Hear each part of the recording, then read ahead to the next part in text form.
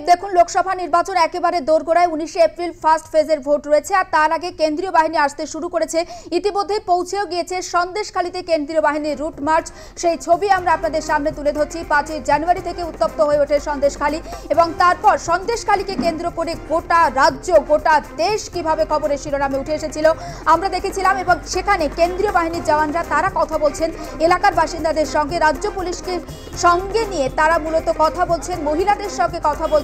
সন্দেশখালীতে মহিলাদের যে বিক্ষোভ এবং রাস্তাতে কার্যত লাঠি ঝাঁটা নিয়ে তারা সরব হয়েছিলেন, বিক্ষোভ দেখিয়েছিলেন, সব মিলিয়ে আশ্বস্ত করছেন তারা এলাকার মহিলা, এলাকার বাসিন্দাদের। শ্যাম বিশ্বাস রয়েছেন আমাদের সঙ্গে টেলিফোন লাইনে। শ্যাম বিস্তারিত আপডেট দেবে। শ্যাম, দেখো বিগত যে ইলেকশনগুলো গেছে সেই ইলেকশনে কিন্তু যে নির্বাচন গেছে সেই নির্বাচনে গ্রামের মানুষ অর্থাৎ সন্দেশখালী 1 নম্বর ব্লক এবং 2 নম্বর ব্লকের মানুষজন কিন্তু তারা ভোট দিতে যেতে পারেনি। এই একটা আক্ষেপ রয়েছে গ্রামের মানুষদের এবং সেই গ্রামের মানুষের যে আক্ষেপ এবার কিন্তু তাদের নির্মূল হতে চলেছে।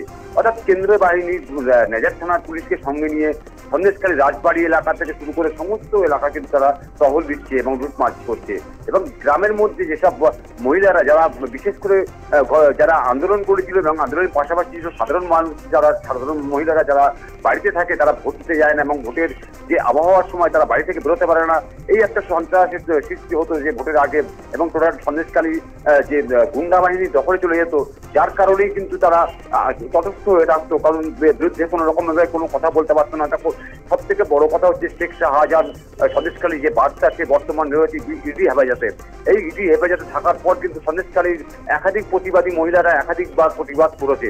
সেই প্রতিবাদের পর কিন্তু এবার সন্দেশখালীতে দেখা গেল যে কেন্দ্রীয় বাহিনীর রুট মার্চ অর্থাৎ নির্বিঘ্নে যে 18তম যে লোকসভা কেন্দ্রের ভোট রয়েছে সে বসিরহাট কেন্দ্রের যে প্রার্থী আছে তারা কিন্তু চাইছে যে নির্বিঘ্নে ভোট হোক এবং মানুষ যাতে ভোট দিতে পারে তার জন্য সমস্ত রকম ব্যবস্থা করা হোক। তাই কিন্তু কেন্দ্রীয় বাহিনী মোতায়েন করা হয়েছে। অর্থাৎ নির্বাচন কমিশনের পক্ষ থেকে যে নির্বাচন সুস্থভাবে সরলভাবে করার জন্য যে কেন্দ্রীয় বাহিনী মোতায়েন করা হয়েছে সেই মোতায়েনের ফলেই কিন্তু গ্রামের মানুষ স্বতঃস্ফূর্তভাবে রাস্তায় বেরিয়ে কথা বলছে এবং তারা জানাচ্ছে যে বিগত দিনে যেসব ইলেকশনগুলো গেছে অর্থাৎ নির্বাচনগুলো গিয়েছে তাতে আমরা ভোট দিতে পারিনি, সন্ত্রাস সৃষ্টি হতো এবং ভোটের আবহাওয়ায় কোনো রকম ভাবে তারা সুস্থভাবে কখনো ভোট দিতে পারেনি। রাস্তায় বেরোলে তাদেরকে বাড়ি ঢুকিয়ে দেওয়া হতো এবং তাদেরকে বাড়িতে এসে বলে যাওয়া হতো যে আপনার ভোট হয়ে গেছে, আপনি বাড়ি থেকে বেরোবেন না, অযোগ্য রাস্তায় ভিড় করবেন না। এই একটা সন্ত্রাস সৃষ্টি হতো টোটাল গোটা সন্দেশখালী মিলে। তার নেপথ্য ছিল কিন্তু সন্দেশখালী শেখ শাহজাহান, তার নামটাই উঠে আসতো বারবার। এবার কিন্তু সেই কোনো বাদ নেই, অর্থাৎ মানুষ কিন্তু নির্বিঘ্নে ভোট দেবে এমনকি আশা গ্রামবাসীদের। বেশ, নজর থাক শ্যাম, আপাতত ধন্যবাদ। এবং এলাকার বাসিন্দাদের সঙ্গে বিশেষ করে মহিলাদের সঙ্গে কথা বলছেন কেন্দ্রীয় বাহিনীর জওয়ানরা এবং তাদেরকে আশ্বস্ত করছেন, কারণ এই সন্দেশখালীর মহিলারাই কিন্তু প্রতিবাদ জানিয়েছিলেন। তারা গত 2 বছর বা গত 2টো নির্বাচনে তারা তাদের ভোট দিতে পারেননি, ভোটাধিকার প্রয়োগ করতে পারেননি। এবার নির্বিঘ্নে যাতে তারা তাদের গণতান্ত্রিক অধিকার প্রয়োগ করতে পারেন সেদিক থেকে সচেষ্ট রয়েছে যেমন কেন্দ্রীয় বাহিনী, পাশাপাশি রাজ্য পুলিশও।